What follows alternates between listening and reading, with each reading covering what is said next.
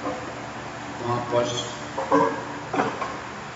nosso intervalo, a gente voltou aqui para discutir as questões que, a partir do raciocínio global, quando a gente está pensando em vegetação.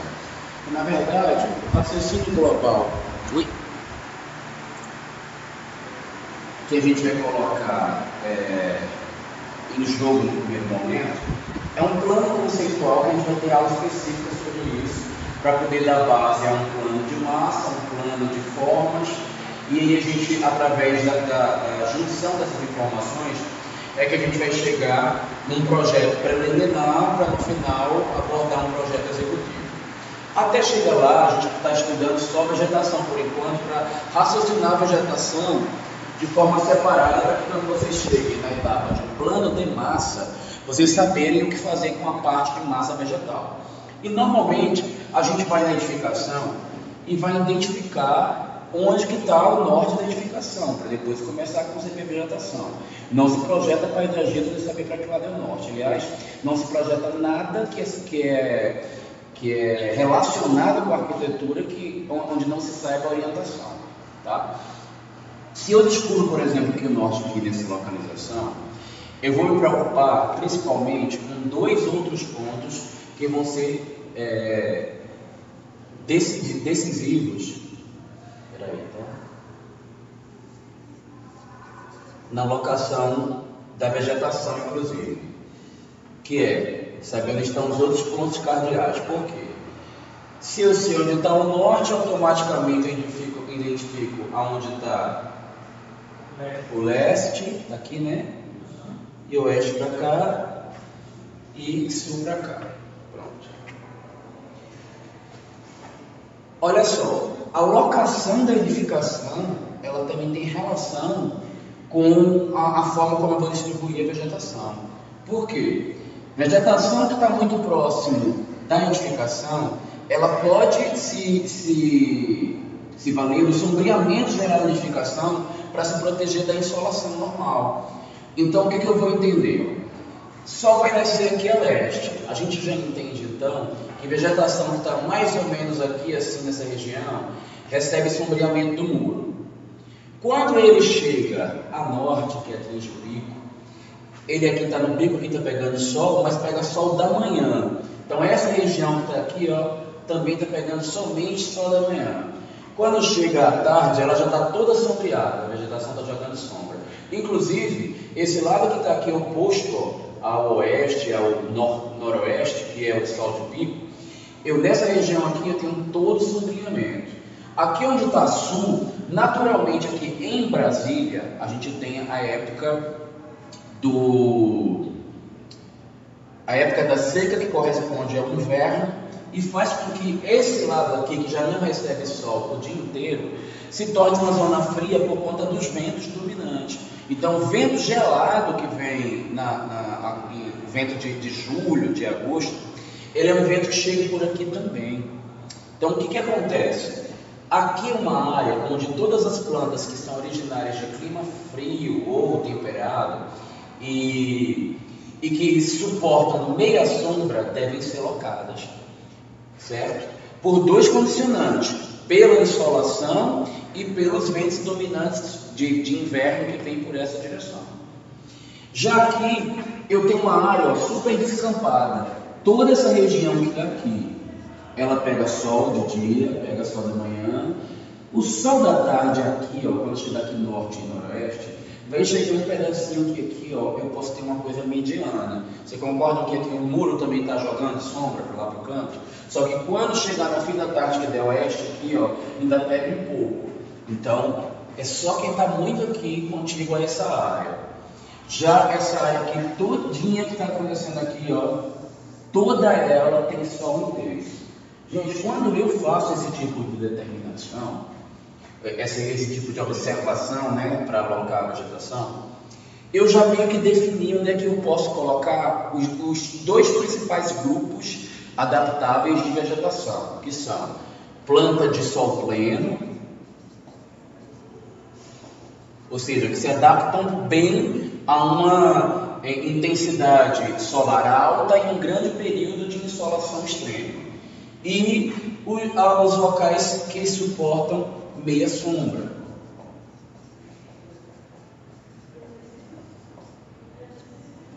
O que a gente tem que saber então?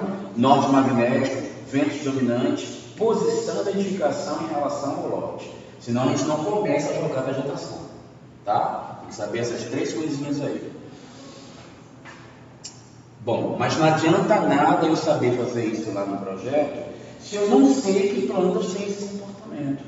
Nós vamos agora ter algumas noções de botânica aplicada à arquitetura paisagística ou aplicada a projeto de paisagismo, diretamente nas espécies que a gente vai ver. Só que no projeto de plano de massa de vocês não vão chegar e dizer assim, aqui eu vou ter uma palmeira rabo de raposa, aqui eu vou ter um helicônia. Vocês vão pensar que tem arbustos altos, médios, baixos, vai ter uma palmeira de porte alto, médio, baixo, vai ter um agrupamento arbustivo do lado de cá, vai ter uma alameda do outro lado. Ninguém define, na primeira concepção de projeto, o nome de espécie. Define o grande grupo que ela faz parte. Tá? Sim. Mas antes de começar a falar de cada uma dessas vegetações, eu queria dar para vocês alguns pontos de partida que oriente a saber em qual desses 2 grandes grupos principais para efeito de projeto, que a gente não está preocupado com os grandes grupos das famílias, das espécies, dos gêneros, da botânica. A gente está preocupado com os grupos projetuais, onde eles se adequam à edificação. Tá? Sol pleno e a sombra. Tá.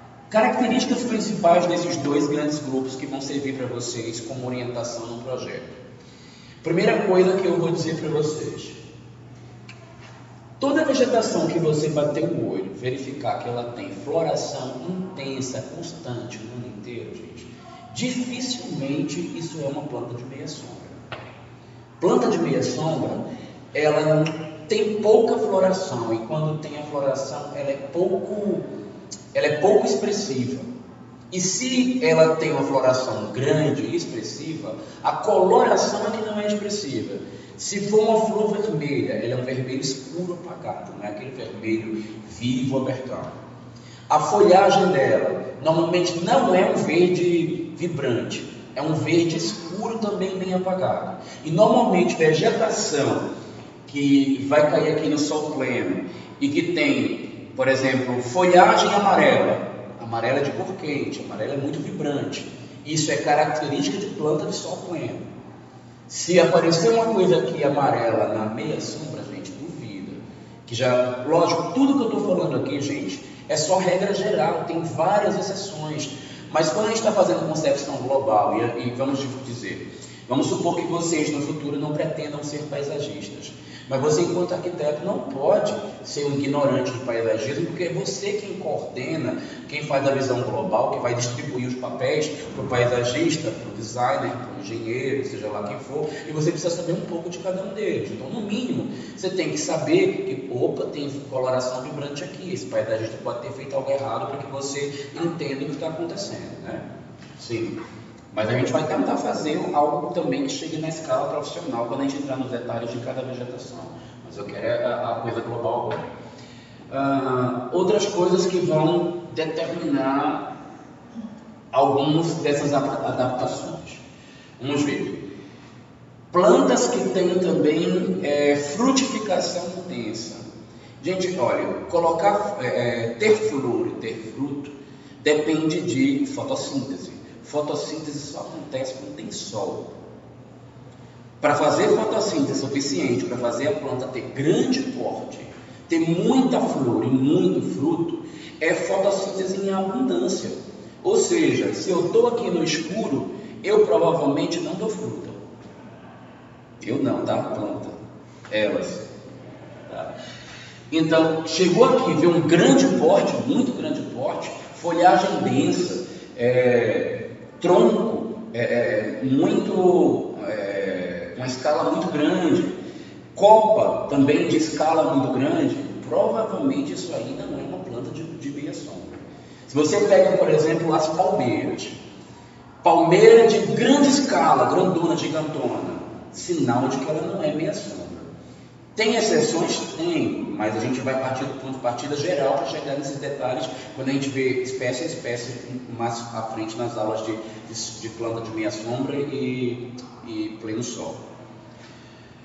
Colorações que elas às vezes são dúbias, que são meio termo. Coloração acinzentada. Acinzentada, gente, normalmente quer dizer planta árida. E aí eu vou colocar para vocês informações sobre essas tais plantas áridas. As plantas áridas, gente, elas são coringas no projeto. Algumas atípicas também são coringas. Por quê? Elas passam por situações tão extremas de restrições, restrição de tudo que é necessário para realizar a fotossíntese. Ou restrição mineral, ou restrição orgânica, de nutrientes orgânicos ou minerais, restrição de insolação, restrição de espaço para desenvolver a raiz, restrição de espaço para desenvolver a copa. Quando essas plantas, restrição de água, restrição de uma série de outras coisas, porque, por exemplo, planta que vive na montanha rochosa, ela tem uma restrição de espaço da raiz. A raiz chega no ponto que atinge a pedra e não tem mais para onde ela ir. Ela não consegue crescer, mas ela vai sobrevivendo ali com aquele pouquinho de terra que ela tem. Então é um tipo de restrição. A planta desértica, ela sofre restrição de água. Então ela tem tão pouca água, o que acontece? Ela cria mecanismo na estrutura da fisiologia interna dela para sobreviver mesmo com essa restrição. Às vezes esse mecanismo que ela cria, ele é tão forte e ele envolve tantas coisas da fisiologia dela que faz com que a planta resista a estar com restrições, não só da sua natureza original, do seu habitat original. Ela resiste a outras condições adversas. Por exemplo, a gente vai ver dracenas, agaves, elas são super resistentes. Por quê? Iucas são de clima árido. Ela é tão resistente, mas elas são plantas de pleno sol. Mas ela foi tão acostumada a ter restrição de nutrientes, que se você botar ela na meia sombra, ela vai para lá e fica numa boa, porque ela já acostumou a sofrer. Então ela não vai precisar se recompor. Tem plantas, essas plantas áridas, por exemplo, quando você tira ela de um local, coloca para outro, você tira, ela nem sente. Vocês já ouviram falar que tem planta que você, quando arranca do canto, tem que levar uma boa parte da raiz? Planta árida, você chega lá, você arranca até o caule dela, corta a copa toda, deixa só o toco da madeira, arranca o toco da madeira para ficar fácil transportar, carrega debaixo do braço, joga assim, ó, de qualquer jeito lá na terra. Vocês já brincaram de furão quando era criança? Eu brinquei muito, aquela história de ferro, e ficava furando o chão com aquilo. Não sabe o que é isso, não? Brincou? Então, se você pegar uma dracena, uma agave, uma iuca, brincar de furão com ela e fazer assim na terra, você brinca, joga e vai-se embora. Você esquece ela ali. Se você voltar daqui uns 2, 3 anos, você vai ver uma árvore ali plantada. Tá? Porque ela vinga sozinha, pelo tanto que ela está acostumada a sofrer. Tem outros sinais. As plantas áridas, normalmente, elas têm folhagem que se assemelha a espinho. Ou ela é fininha, ou ela é bem pequenininha, ou ela é o próprio espinho, a folhagem dela. Então, tudo que vai se parecendo muito com o espinho é porque ela foi definhando, até sobrar aquelas coisinhas espetadas. Por quê? Ela passou por uma extrema restrição de algum tipo de nutriente.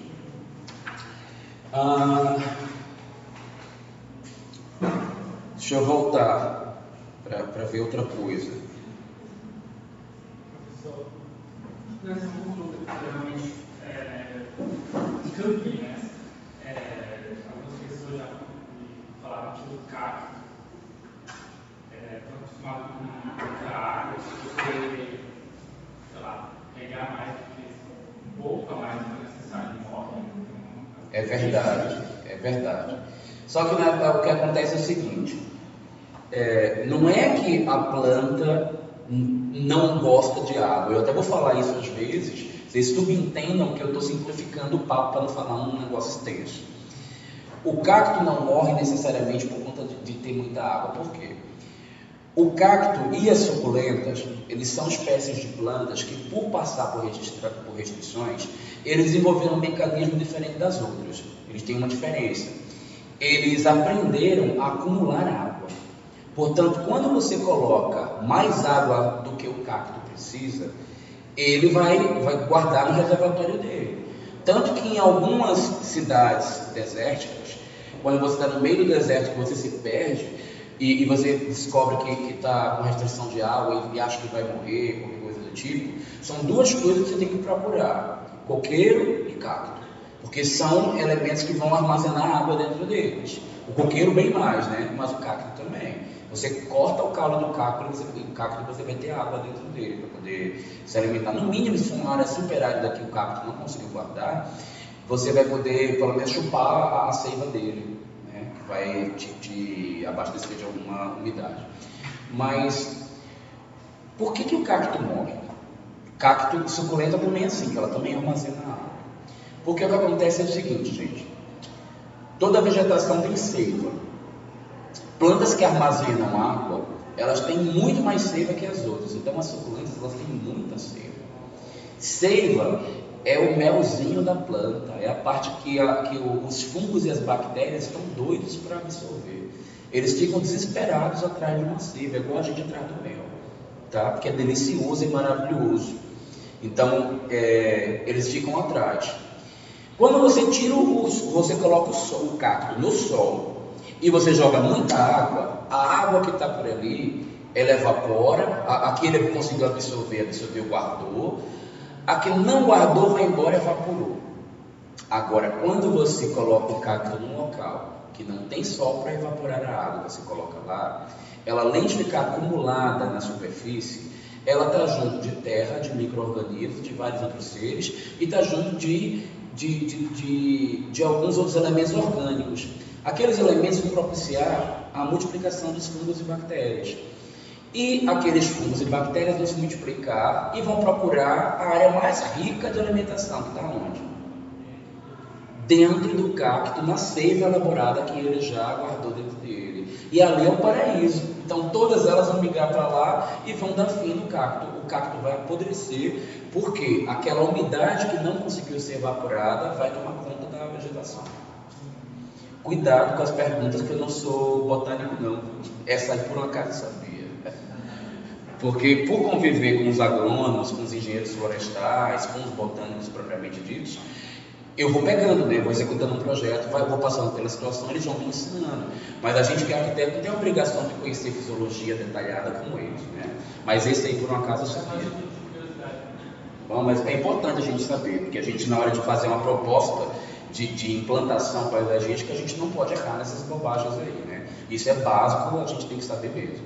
Porque muitas vezes você não está fazendo um projeto paisagístico, você está fazendo de arquitetura, mas ele por um acaso tinha um cacto ali que você ia remover e botar para o outro lado, só para poder valorizar o seu projeto, sem projeto paisagístico. E isso é uma decisão que é importante a gente dominar.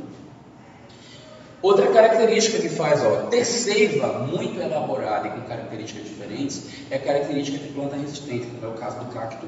Mas tem plantas que, ao invés de ela ter uma seiva liquefeita, como tem o cacto, tem outras que a seiva ela é mais densa, ela é tão densa que chega a ser leitosa. Vocês já viram que quando a gente quebra algumas plantas, por exemplo, a coroa de Cristo, que é um outro tipo de plantária, ela é espinhosa. Se você quebrar um espinho daquele, sai leite para danar ali dela.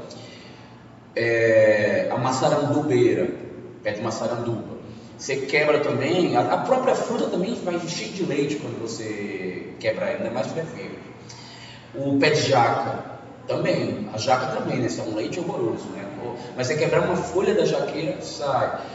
Jasmim-manga, o avelóis, enfim, uma série de outras infinidade de plantas que você quebrou, viu o leitezinho, aquela ali é planta resistente.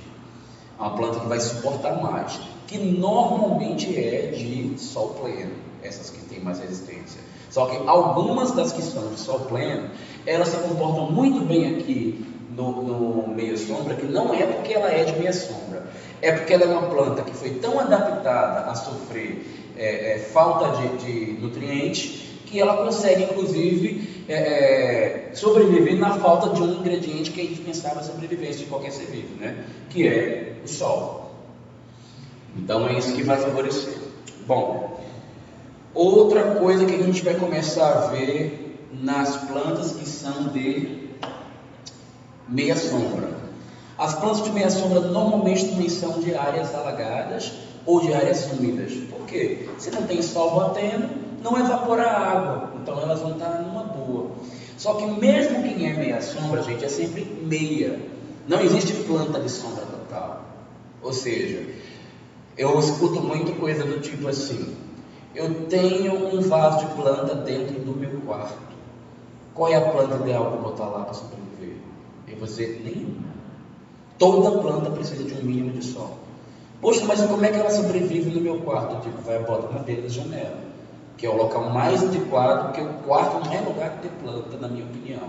Mas já que você quer ter, você tem duas saídas: ou você vai trabalhar com ela sempre na janela, ou você vai criar um jardim de inverno que tem uma abertura zenital para que você proporcione iluminação natural. Aí você coloca as plantas de meia sombra, ou seja, a luz pega indireto nela, porque não existe sombra total. A luz sempre bate no muro e reflete para casa, reflete para o jardim, e mesmo as que estão aqui sombra na maior parte do dia, algumas delas pegam sombra sol no início do dia. Isso também é considerado meia sombra. Okay? Só que aí você vai sempre analisar as características de cada uma delas. Por exemplo, ela é de meia sombra, mas ela tem uma flor grande, intensa, vermelhona, vibrante. Ela já não é totalmente meia sombra, ela tem algumas coisas que fazem com que ela venha um pouco mais para o sol. O porte dela é grande, é de sol, né? Mas aqui é sol pleno e eu quero que ela não dê manutenção. Qual é a característica que eu vou querer buscar dela? Primeiro, não é bom que tenha flor, porque flor consome energia da planta, realiza fotossíntese, muito nutriente. Tem que adubar e tem que regar muito. E tem que tomar bastante sol para fazer fotossíntese. Então eu já não sei se eu quero essa que vai ficar aqui isolada. Provavelmente vou buscar uma planta que ela tem espinhos, uma planta que não tem flores. Outra coisa, todo cliente, gente, quando ele contrata a gente, eu nunca escutei na minha vida como paisagista um cliente chegar para mim e falar assim: olha, eu quero uma planta chique e você pode comprar uma planta cara, não tem problema, eu quero que seja bonita para valorizar a minha casa. Gente, eu nunca escutei isso na minha vida, nunca. E eu nunca escutei assim: olha, eu adoro cuidar do jardim. Você pode botar umas plantas bem assim floridas para cuidar, que eu toda semana vou lá cuidar das plantas, eu vou regar, eu vou adubar sempre, nunca escutei isso na minha vida. Se tem esse cliente, por favor, me apresentem, que eu quero ele para mim, eu sonho com ele. Tá? Eles normalmente não procuram profissionais de paisagismo. O cliente que faz isso, ele gosta tanto que ele mesmo cultiva, ele vai fazendo aquele matagal dele, ele faz aquele carnaval botânico dentro da casa dele, e ele mesmo se titula paisagista depois de um tempo, e ele abre um viveiro, e aí depois ele vende plantas e faz projetos, e ele se acha paisagista. Por incrível que pareça, o perfil do paisagista brasiliense é exatamente esse: um cara que gostava tanto de planta, que plantou, tomou gosto, abriu um viveiro e começou a vender planta. E este cara ganha mais dinheiro do que os paisagistas profissionalizados em Brasília, tá? Ganham, e não ganham muito pouco mais não, ganham muito mais.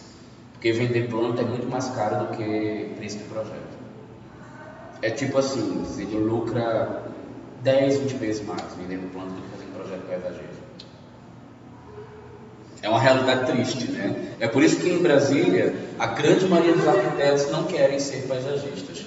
Porque um projeto de interiores, ele custa absurdamente mais do que um projeto de paisagismo. Em Brasília, quase todo mundo que se forma em arquitetura vai ser arquiteto de interiores. Por quê? Visam isso.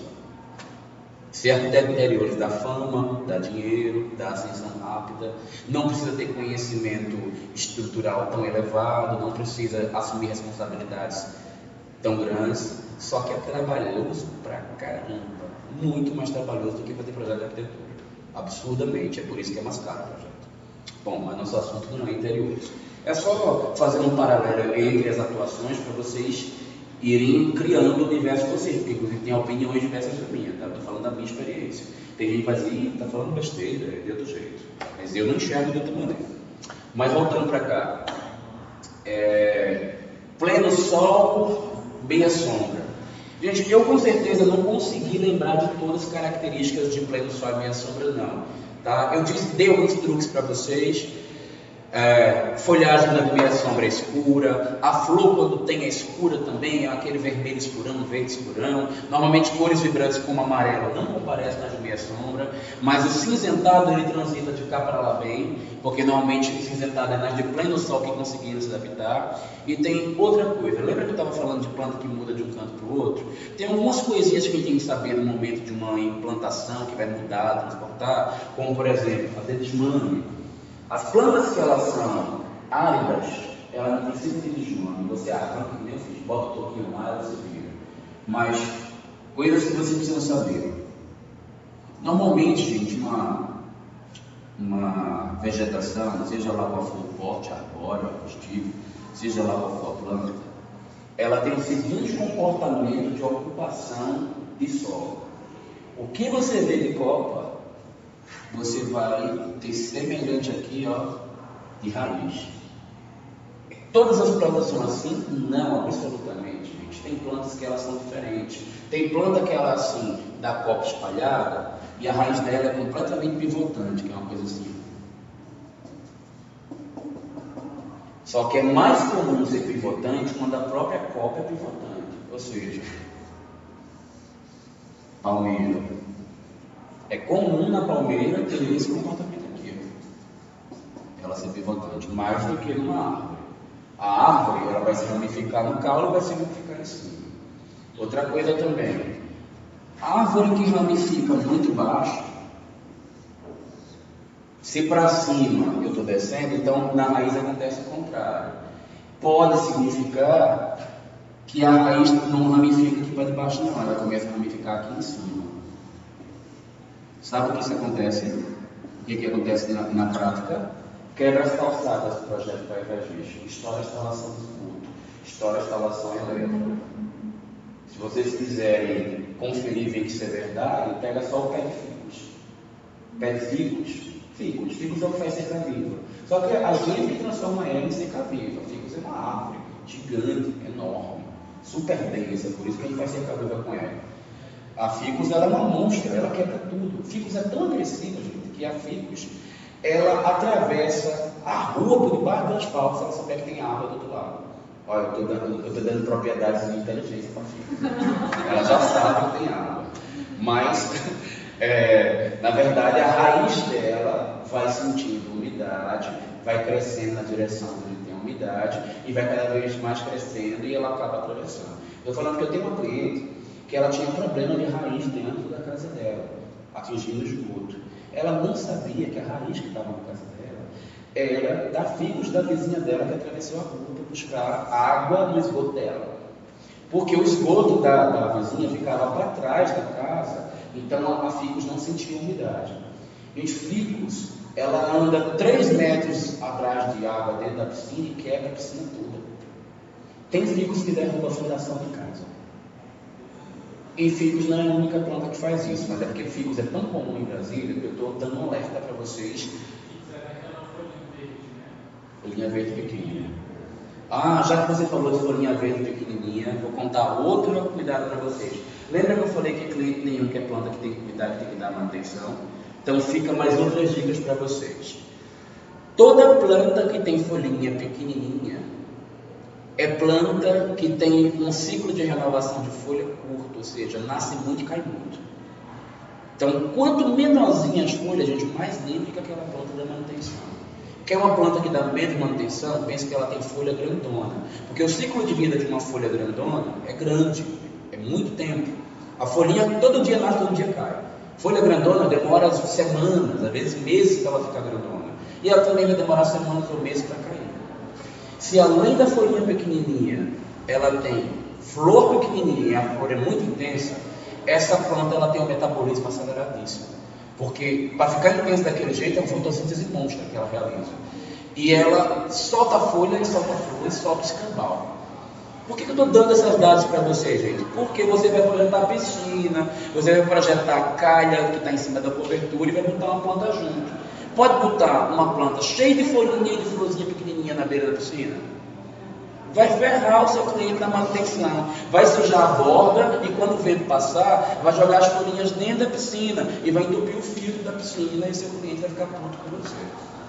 Então a gente precisa pensar nesses aspectos executivos e de manutenção constante da edificação ao propor algumas tipologias vegetais.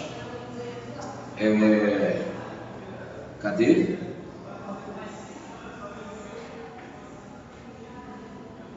Acho que eu já falei do principal para a gente fazer a identificação básica e geral, né? Da vegetação. Deixa eu ver. Raiz. Eu ia falar de desmame. Gente, olha, normalmente o que você tem aqui de volta para cima tem para baixo uma besteira, sabe, né? Quando você vai transportar uma árvore que ela está de adolescente para adulto, normalmente os adolescentes já precisam de cuidado, você não pode pegar essa árvore, arrancar aqui e levar embora, esta planta vai pegar. Dependendo da proporção da planta, quanto maior, mais você vai ter que ter cuidado da proporção. A árvore muito adulta, a gente não consegue a mesma proporção de terra, porque senão haja caminhão e haja guindaste para levar. Mas você tenta salvar pelo menos 1/3 da proporção da copa de raiz e você não arranca essa planta aqui no ato da entrega. Você deixa ela, aí vai depender de cada espécie. É bom você saber que precisa fazer isso. Quanto tempo e qual tamanho, a gente consulta o especialista. Eu estou com tal árvore, com tanto de copa, com tanto de altura, com tanto de idade. Quanto tempo eu vou precisar de desmame? O que é isso? Cava ao redor dela e deixa o buraco aberto. Quando você deixa o buraco aberto, a árvore já sente que ela está recebendo menos nutrientes. Sabe o que ela faz? Ela começa a guardar energia, ela começa a não gastar energia. Outra coisa que é bom é podar a copa dela. Para quê? Porque ela não precisa alimentar tantos órgãos, então ela vai gastar menos energia também. Outra coisa, toda a planta, toda a árvore, ela tem um momento que ela se prepara para não gastar energia e tem outro momento que ela se prepara para gastar. Vocês sabem qual é? Aqui em Brasília é perto da época da seca. No Nordeste não é exatamente assim. E nas plantas típicas de lá, em relação aqui, muda um pouco. Por quê? O inverno daqui é a época da seca. O inverno do Nordeste é a época da chuva. Então, quando aqui a gente percebe que vai ficar quente, aqui normalmente é a seca que para a chuva e não tem água. Normalmente a água que determina mais isso. Então, período que não vai ter a água é o período que a planta está preparada para sofrer. O que é que ela faz? Ela guarda energia e ela mesma se autodefine. Ela solta as folhas dela, ela para de dar flor e ela não está preparada para dar fruto. Quando volta a chover, que é quando acaba o inverno aqui em Brasília, que é a época da seca, que choveu, ela já começa a encher de flor. Gente, esse que é a primavera, é o pior período para você arrancar uma planta, porque ela está preparada para gastar energia para fazer flor e fruto. Então você não pode arrancar. Tem época certa de arrancar determinadas plantas. E a planta que não é na primavera o ciclo dela, observa. Digamos que tem uma árvore que você aprendeu que é frutífera, que ela só dá fruto em dezembro. Você jamais pode arrancar ela em novembro, porque ela vai morrer, porque ela está procurando energia para dar fruto. E se arrancar, vai podar, porque para ela precisar alimentar menos órgãos, tá? Menos folhas, menos outras coisas na composição. A proporção a ser alimentada é menor. Outra coisa, raiz de planta cresce proporcional ao tamanho que ela quer alimentar. Se você podar mais o tamanho de uma determinada vegetação, a raiz precisa crescer menos. Isso evita de crescer raiz de figos. Isso reduz a velocidade de crescimento de figos, tá? Porque figos é uma bandida, ela cresce e não dá nem para você. Mas reduz. Deixa eu ver, eu acho que não sei quanto ainda posso dar. Então dá bastante. Dá para muita coisa. Vamos começar então mais algumas características mais específicas de algumas plantas, porque a partir dessas características a gente vai conseguir generalizar também de novo a partir do específico e voltando para o global. E para que vocês tenham um repertório de construção de alguns elementos, conhecendo essas espécies. E se lembrem disso, normalmente as características que eu vou falar agora e grande adaptação de cada uma delas, quando ela tem características semelhantes a uma outra planta, normalmente vocês podem usar outra que é semelhante a ela para substituir, que vai funcionar. Porque vocês vão observar a fisiologia dela. Se ela tem aqueles indicativos que eu falei, muito provavelmente ela se comporta igual a outra. Então vamos ver algumas.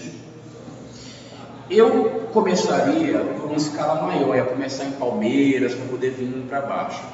Como muita gente faltou, eu vou preferir começar com a vegetação mesmo, com as plantas, e a gente vai começar com pleno sol, porque a maior parte do que vocês vão usar no projeto é planta de pleno sol. A gente não está fazendo um projeto de jardim de interiores, a gente está fazendo um projeto paisagístico que vai abranger uma área residencial maior.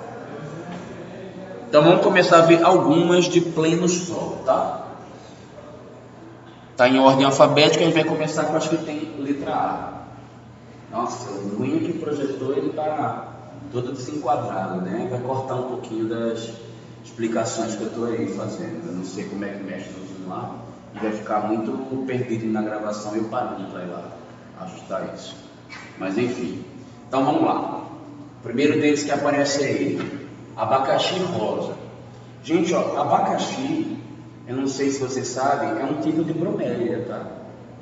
Bromélia, as bromélias, a grande maioria delas são de origem brasileira, são plantas típicas do Brasil. Quando a gente fala assim, planta típica, quer dizer que a sua chance de usar e dar certo no jardim é muito grande. Existem exceções, tá? As plantas típicas do litoral, do Nordeste, da Mata Amazônica, elas têm alto poder de adaptação na maior parte do Brasil. As plantas típicas específicas do Cerrado só funcionam no Cerrado, com todo o ecossistema do Cerrado. Se você tirar uma coisinha do lugar, ela não planta mais, ela não nasce, não multiplica, não faz nada, só morre. Tá? Então, tem pouquíssimas do Cerrado que são adaptadas. Por exemplo, a aroeira dá para você plantar, o ipê dá para você plantar.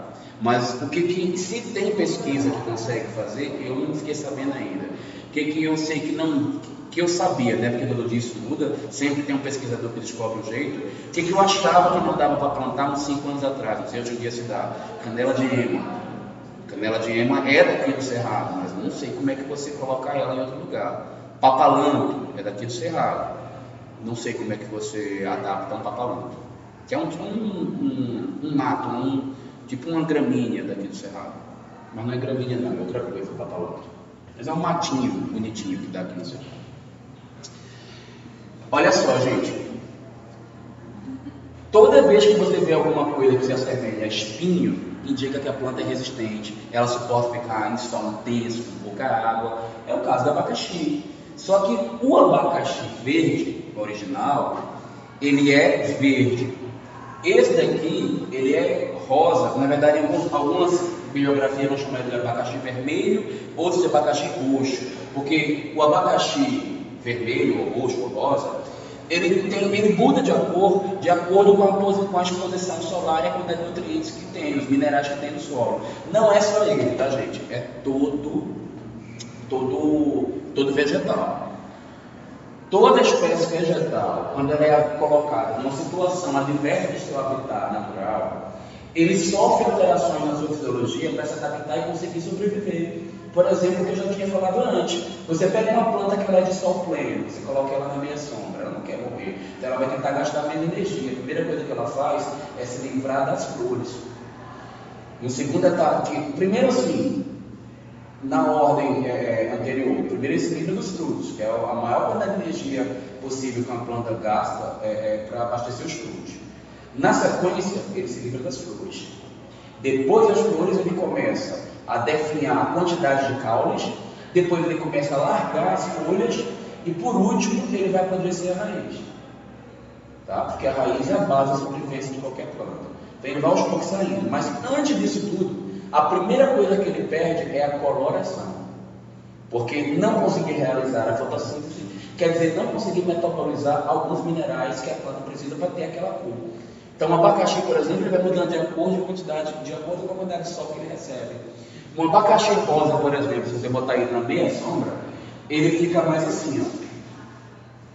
Esse aqui provavelmente não estava recebendo muito sol. Já este de cá, esse aqui fui eu que tirei, eu fui no viveiro e tirei a foto. Foi quando eu levei o pessoal para a visita das outras turmas.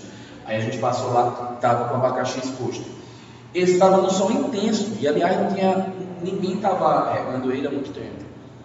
próprio menino que estava lá dizia que não precisava, que ele estava perto das agaves, que são outras plantas bastante resistentes e áridas, porque é um local que ninguém rega. Aliás, outra orientação que eu dou a vocês, em termos de manutenção, de raciocínio de projeto para efeito de manutenção. Não se coloca plantas que dependem de muita manutenção, ou de muita água, ou de adubo, ou que tem flores, perto de plantas áridas. Porque o jeito de cuidar é diferente. Então, às vezes, você vai causar inconveniente de uma planta porque tem outra do lado. Por exemplo, uma planta árida que você não pode aguar muito, ou não quer aguar muito para não gastar. Você coloca do lado uma planta super frondosa com um monte de flores que até dá frutos. O que você vai obedecer? Qual dos dois? Um vai estar em conflito com o outro, então você não pode aproximar. Então isso aqui que eles fizeram foi de propósito. Mas já baseado no que eu expliquei para vocês, tem características aqui que vão servir para fazer projeto. Quem seria mais resistente só pelas características fisiológicas? A agave ou o abacaxi? O abacaxi é mais resistente? Gente, o abacaxi tem cor intensa e viva. O abacaxi tem flor, o abacaxi dá fruto. E vocês acham ele mais resistente do que a agave? É a agave, gente. A agave, os espinhos dela são inclusive mais intensos. Ela não tem coloração intensa, tá? Então, jamais o abacaxi é tão resistente quanto o agave, por conta das características fisiológicas que a gente está observando nele. E usem esse conhecimento que vocês estão tendo agora para avaliar, de forma geral, a maioria das outras espécies. Tá? Aqui só para mostrar para vocês que o abacaxi rosa tá o abacaxi também colorido, tá? Eu nunca experimentei comer não, eu sempre vejo ele, não sei se ele é comestível. Não sei, mas eu acho que ele é venenoso, acho que ele não é igual ao outro, porque isso não existia no mercado para a gente comprar, né? São o quê? O abacaxi, ele é de pleno sol, mas ele consegue suportar até um certo grau de meia sombra, porque ele é uma planta árida. Plantas áridas, elas estão acostumadas com restrição de nutrientes. Só que ela não vai aguentar tanto quanto um agave ia aguentar. Tem outra coisa que vocês precisam saber, gente. Uma coisa é uma planta árida, que desde o início da sua existência, ela precisou se adaptar e, portanto, ela mudou as suas características fisiológicas. A outra é uma planta que foi mudada de supetão, a chance dela morrer é muito maior. O que eu estou querendo dizer com isso? A agave não é planta de meia sombra, ela é de sol pleno. Só que ela é muito resistente, aí você consegue fazer ela viver na meia sombra, consegue mesmo, beleza. Mas é diferente de pegar uma agave que já tem 4 anos que foi coletada a mudinha dela, e desde que ela foi colocada num vaso, que ela está debaixo de uma sombra. Se eu pegar ela, tirar dali e botar no sol pleno, ela vai secar muito mais rápido, vai sofrer muito mais crescimento do que uma que desde que foi coletada a muda foi colocada lá no sol, numa área descampada que não tem proteção nenhuma. Então a história pregressa dessa vegetação muda como ela vai se comportar também. É a mesma coisa da gente, né? Uma pessoa que está num clima frio que vai mudar para um quente é diferente. Mesmo que a gente tenha as mesmas características genéticas, eu passei minha vida inteira morando no Nordeste. Será que eu vou conseguir me adaptar bem lá no Sul? Uma pessoa que nasceu no Sul, eu vou ter diferença, eu vou sofrer um pouco mais. A planta é o mesmo processo que acontece com ela. Tem umas que podem morrer justamente por você não pensar nisso daí. Poxa, mas disseram que ela era de meia sombra. Mas aí você observou como é que ela estava lá, de repente ela foi uma meia sombra que se adaptou para ser pleno sol. O exemplo que eu dou para vocês, filodendro. Filodendro, falando assim o nome da espécie geral, talvez vocês não saibam, mas imbé, costela de Adão, jiboia, assim, aquela trepadeira jiboia que quase todo pobre tem dentro de casa. Eu sei porque passei minha infância inteira vendo aquela jiboia na casa das minhas tias, era só o que tinha. Era jiboia e lança de São Jorge. Não, espada de São Jorge, que lança ainda é um pouquinho mais nova, né? Espada de pobre profissional mesmo, né? Essa era que toda a minha família tinha que ter pelo menos uma dentro de casa, porque senão engana testado de pobre.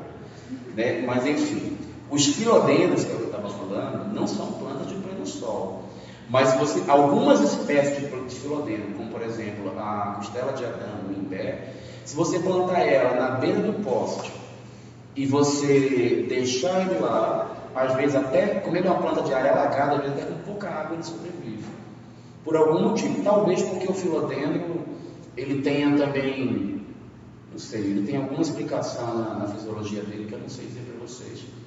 Porque ele não é de área árida. Filodendros são plantas típicas. Os filodendros também é uma família cuja as espécies são originárias do Brasil. Tem grande quantidade dele na Mata Atlântica, no litoral do Brasil. Não sei explicar, mas o filodendro consegue, algumas espécies conseguem já. Mas a maioria dos filodendros, se você botar no pleno sol, ele vai queimar, vai definhar e vai morrer, ele não vai sobreviver. A califa é uma opção de cerca viva, de colorido muito intenso. E uma coisa que eu quero que vocês gravem como informação, porque serve para várias outras espécies que a gente vai observar na califa. A califa é uma planta que a grande maioria das suas espécies sofreram variegação. A maior parte delas são do tipo variegatas. O que é uma planta variegata? É uma planta que sofreu alteração genética e ela possui essas misturas na sua coloração. Então, quando eu falar assim, essa planta é variegata, provavelmente ela é colorida, ela não é uma espécie pura. Ela tem uma mistura que, inclusive, dá uma coloração diferenciada. Essa mistura que você está falando sempre existe? As pessoas fazem? Não necessariamente, mas pode ser. O enxerto ele já é um outro jeito de você fazer uma variegação genética, tá? Mas algumas dessas aqui foram feitas em laboratório, foram feitas em processos antigos que deu origem às que a gente tem hoje. Tá? E algumas elas já são variegadas pela própria natureza. Ao se adaptar ou ao cruzar com outras espécies que tinham proximidade genética, deu origem a essa que é variegada. A maioria das plantas que são variegadas, elas têm a espécie pura e tem também a variegada. Como a gente vai ver, por exemplo, fórmio. Tem o fórmio puro e tem o fórmio variegado. Dracena. Tem a dracena marginata comum e a dracena variegata tricolor. Marginata tricolor variegada, que é muito nome científico, minha cabeça dá um nó de vez em quando. Pense, eu tenho que saber tudo quanto é nome dos interiores, na arquitetura, no paisagismo, minha cabeça dá uma viradinha de vez em quando. E agora na engenharia, que eu estou fazendo especialização na área de engenharia. E trabalhei minha vida inteira com engenharia, né, antes de abrir meu escritório. Dá uma doideira na cabeça. Sim, mas a califa, ela tem, inclusive, você também tem formatos de folhas diferentes, né? Tem a califa verde, tem a califa vermelha, tem a califa amarela, tem a califa laranja, tem a califa turquesa. Nossa, o que não falta é a variação de califa. Mas qual que é o problema da califa e qual o principal uso dela? A califa, gente, normalmente utilizada como cerca viva. Ele é um arbusto que pode chegar a 4 metros de altura, mais ou menos. Gente, quando eu falar 4 metros, aí vocês estão acostumados a ver ela desse tamanho. Não se assustem. As pessoas não regam ou podam o tempo inteiro, não cuidam e elas não deixam as plantas crescerem. A maioria delas ficam grandonas, mas a gente não é acostumado a ver por uma série de outros fatores, tá? Mas normal elas ficarem grandes mesmo, como vocês vão ver no livro. Aliás, quando a gente começar a fazer projeto de preliminar para executivo, vocês não são obrigados, gente, paisagista não tem que saber de qual nome de planta e não tem que saber de cabeça todas as adaptações de todos os tipos de planta que tem na natureza. Ele tem que saber alguns conhecimentos básicos. O que ele não souber, ele tem que consultar. E aí fica a dica para vocês consultar o Hélio Lourenço, tá? Tem um livrinho lá do Hélio Lourenço que eu acho que eu passei para vocês no primeiro dia de aula. Qualquer coisa, depois vocês me consultem de novo que eu passo para vocês a bibliografia certa. Tudo isso que eu estou falando sobre essas plantas aqui, foto, adaptação, nome comum, nome científico, como é que dá para trabalhar, qual a origem, de onde ela veio, onde é que ela tem, onde é que ela não tem, tudo tem lá no livrinho Plantas Ornamentais no Brasil, do Hélio Lourenço. Tem algumas também no livro do Burle Marx, mas do Hélio Lourenço eu considero mais completo. A califa é uma cerca viva feita de de folhas muito grandes e muito rarefeitas. Qual que é o problema? Ela não é uma cerca viva para quebrar totalmente o visual, ela é para disfarçar o visual. E quando a califa começa a crescer, ela costuma ficar rarefeita embaixo. Então, normalmente a califa é uma planta que ela precisa da combinação de outra planta para poder fechar o visual. Ela sozinha normalmente não fecha. Ou para fechar, você precisa de uma quantidade muito grande de acalifas para fazer o paredão que fecha. Então, por isso que ela normalmente não é uma opção de quem quer uma restrição visual total. É quem quer uma coisa mais alegre, mais colorida. Como ela é muito colorida, muito intensa e tal, ela normalmente não é uma planta assim que que é de tão pouca manutenção. Por isso que ela não é das preferências das pessoas aqui em Brasília especialmente, porque o nosso clima é muito árido e o cerrado ele tem muito inseto e os nossos insetos eles são mais vorazes que os demais. Por quê? Lembra que eu falei da vegetação, que ela se adaptou a um clima que é árido e tal, então ela aguenta mais coisa? Os nossos insetos também, eles vivem no meio do deserto. Eles suportam um calor intenso durante o verão e suportam um frio intenso durante o inverno, porque andar no cerrado durante o inverno aqui é uma coisa de doido, né? Então os insetos eles ficam mais fortes e agressivos também, eles detonam as plantinhas como essa daqui. Na minha terra tem uma planta que a gente chama de carambola de jardim, que aqui em Brasília se chama de mil cores, acho que São Paulo também é desse jeito o nome. Ela é toda coloridinha que nem a califa, ela é uma plantinha das folhinhas pequenininhas, ela tem um porte menor, é muito bonitinha. Eu gostava muito dela, mas eu não posso usar aqui no projeto em Brasília, porque as pragas detonam a mil cores, que eu chamo de carambola de jardim.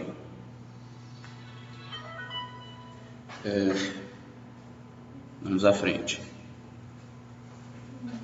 Eu não estou seguindo a tipologia nem as classificações nem famílias, tá, gente? Eu estou por ordem alfabética para a gente poder fazer um banhado com um determinado repertório. Agapantos. Agapantos, gente, eles são arbustos baixos que vão servir como forrações. Baixinho, né? Agora a floração dele é intensa. Das que tem flores, é uma das que se adaptam muito bem aqui no Cerrado. Aqui em Brasília ele tem uma resistência muito alta. Só que pela quantidade de flores que você tem, que você está vendo nele, ainda assim ele demanda uma certa manutenção. Tá? As plantas que nós estamos vendo aqui, gente, eu não estou pegando planta exótica, nem planta incomum, nem planta que vocês não vão encontrar em viveiro em Brasília. Só estou pegando planta que é muito usual em projeto, que tem para comprar no viveiro e que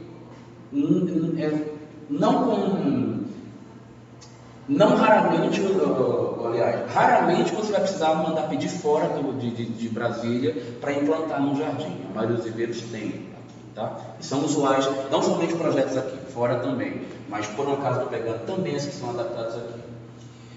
O agapanto, ou agapantos africanos, ele tem especialmente duas variedades principais. Tem a azul, que é um pouquinho meio roxa, ela pode ficar um pouco anis, meio avioletada, em algumas variações, de acordo com a exposição mineral e solar. E tem a variedade alba, que é branquinha. Eu particularmente não gosto da branquinha, mas a branquinha ela é preferida das mamães, das donas de casa, e ela é mais cara do que a azul, tá? Porque ela é rara, ela tem pouco. Então, quem tem, vende mais caro. E funciona sempre assim, tá? As plantas em Brasília são mais caras quanto menos pessoas têm elas para vender. Então, às vezes tem uma planta que não tem nada demais em outra cidade, mas aqui, por ter dificuldade no cultivo dela, ela se torna mais cara, que é o caso da branquinha. Gente, a textura do agapanto é uma coisa de louco quando não tem a flor. Porque quando está ventando, quando está chegando o período da chuva, se não tiver flor, fica balançando. Vocês já viram aquele efeito do fundo do mar, das anêmonas? Já viram aqueles aquários que a anêmona fica balançando assim dentro d'água? Essa planta dá esse efeito quando dá o vento. Ela fica balançando, fica parecendo que está vivo, os agapantos. É muito gostoso de ver. Porque a minha cliente chegou para mim e falou assim: eu não quero ela porque ela só fica 6 meses com flor, os outros 6 meses ela fica só a coisa verde. Eu falei: você precisa ver que coisa linda é ela verde. Ela não gosta de mato. É normal, viu, gente? Vocês vão se frustrar em alguns projetos que as pessoas colocam na cabeça uma determinada coisa que significa isso para elas, e às vezes a gente tem que aguentar calado. Aí o que eu fiz, troquei por um monte de... não vou lembrar o nome agora. É uma planta árida comum no Nordeste. Depois eu falo para vocês. Quando chegar, porque ela está na nossa sequência aqui. Lá na frente ela tem florzinhas vermelhas e amarelas. Ela não está entre as mais resistentes, mas ela não é uma planta de grande manutenção. Ela é muito usual para o projeto. Agáveas. Gente, agave é uma família. As agáveas, elas têm várias. Essa, por exemplo... Só um instantinho.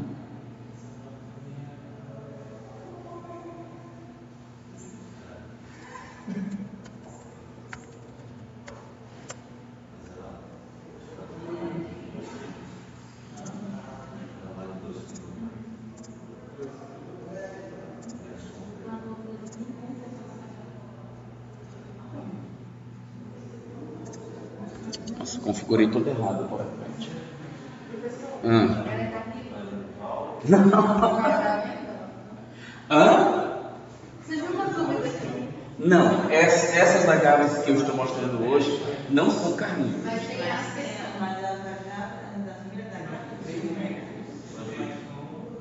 É porque, veja,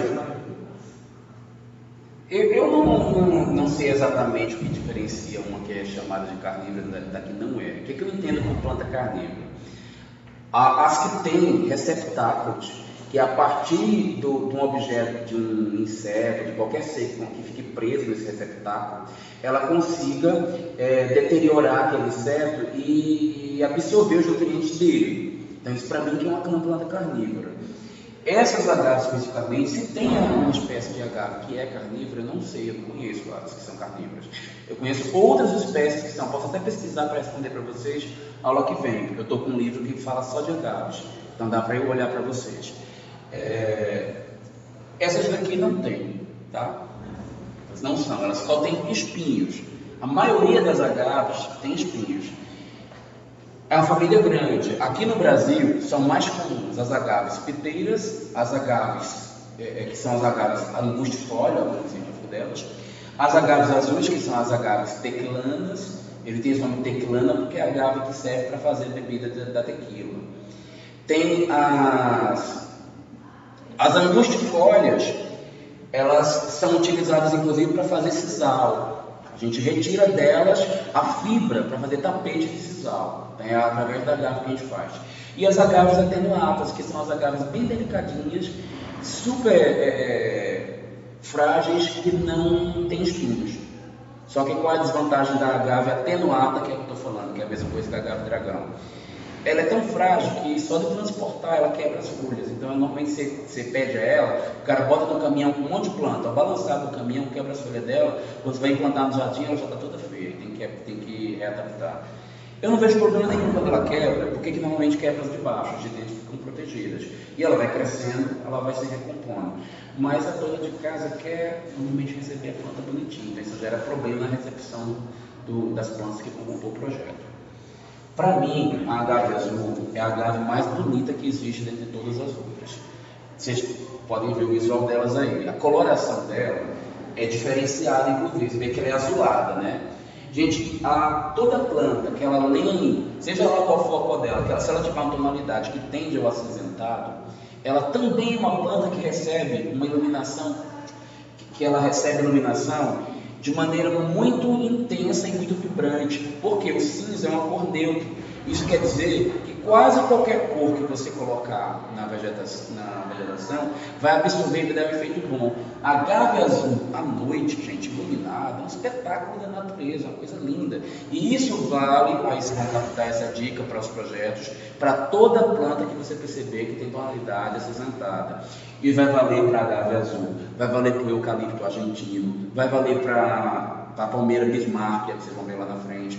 Tem algumas palmeiras triangulares que elas também são acinzentadas. Então, teve coloração acinzentada, ela absorve a luz muito bem, fica muito bonita com iluminação. A agave azul ela tem um caimento bonito. Você vê que ela tem aqui uma sinuosidade na queda das folhas e a escala delas é grande, tá? Uma agave azul adulta, ela fica com 2 metros de altura. E não é nenhum espanto que não é só ela. Quase todas as agaves têm isto. O último assunto de hoje é a agave, tá? Essa aqui, inclusive, era do lado do meu escritório. Tirei foto de lá também. Essas outras eu tirei da internet. Gente, agave é uma combinação tudo de bom com palmeira, porque tem um quesito árido com tropical que entra muito bem. Com cacto é uma combinação muito boa. Qualquer coisa árida com pedra, seixo, são coisas que caem muito bem com agaves. As agaves mais utilizadas em áreas grandes, em áreas onde você tem que ter cuidado com segurança, inclusive, é a angustifólia, que é a agave piteira. Essa daqui, inclusive, é a variegata. Aí vocês percebem que ela tem uma diferença de coloração, né? Eu uso muito isso daqui. Por quê? Todo fundo de terreno eu preciso de segurança. Então ela fica uma coisa bonita no fundo e ela impede. Aqui, por exemplo, se aqui fosse um local que tivesse cachorro e eu não quisesse botar uma cerca, só com as agaves eu ia conseguir evitar que o cachorro passasse, porque ela é espinhosa, ela fura. Quando o cachorro é uma raça muito burra, você nem pode fazer isso. Porque o cachorro se joga para dentro mesmo e ele, inclusive, se cega, ele fica cego. Ele mete a cara no espinho e fica cego. Tá? Eu estou falando isso porque, graças a Deus, o cachorro da minha cliente não ficou cego. Mas ele olhou a garra e viu o negócio, eu botei para ele não ficar pulando, né? E ele se jogou com tudo para dentro do espinho, se furou todo, e ficou chorando, e a dona teve que levar para o veterinário, que ele se cortou todo. Pois é.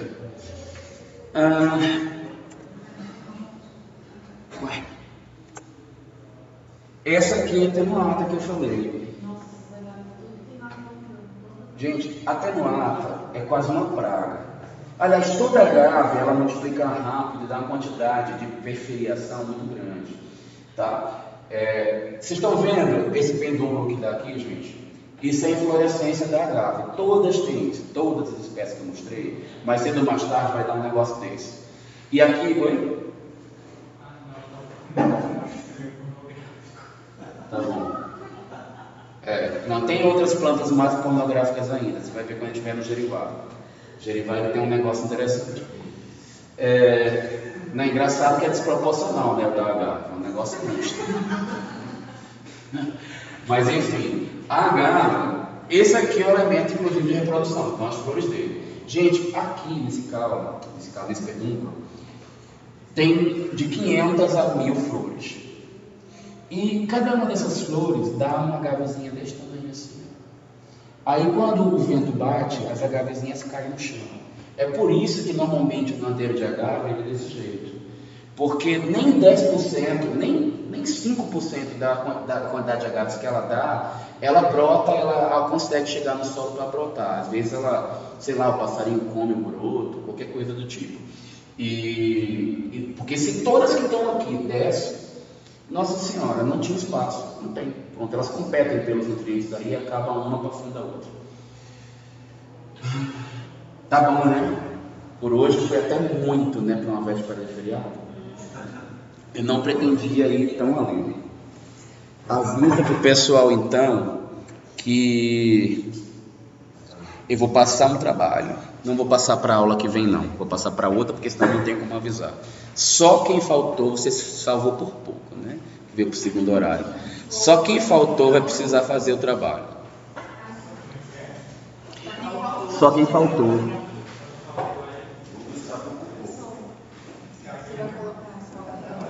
Vou agora no feriado colocar. Você quer assistir, né? O início tem muita informação importante. Vou botar lá. Deixa eu cortar aqui, senão vai sair na gravação.